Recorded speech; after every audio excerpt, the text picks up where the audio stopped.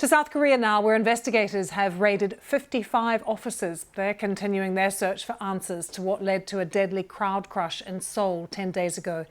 The head of South Korea's National Police, General Yoon Hee-kyun, had his office raided. Other police and fire administrations were visited by officials, as well as the Itaewon subway station and the headquarters of the Seoul Metro. Both the police and local authorities have been criticised for how they prepared and responded to this disaster. It was 156 mostly young people who were killed as they celebrated Halloween in the popular Itaewon neighbourhood. From there, here's our Seoul correspondent, Jean McKenzie. This alleyway where the disaster unfolded is still a cordoned off crime scene, and to the side of it there is still this growing shrine to the people who died, and people are coming to leave their messages of condolence and just to pay respect and to grieve still.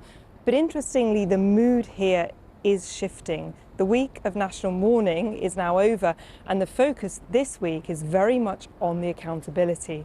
So today we had 55 offices raided by investigators who are looking to establish not only what caused the deadly crash, but also what led to the death of so many young people, 156 young people.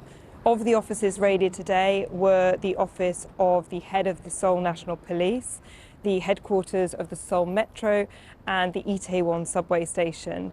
Now, fingers have already been pointed at the police and the local authorities, not only for failing to plan appropriately for this event, but failing to respond appropriately. We know from those police calls that we had released last week that emergency calls were being made up to 4 hours before the deadly crash.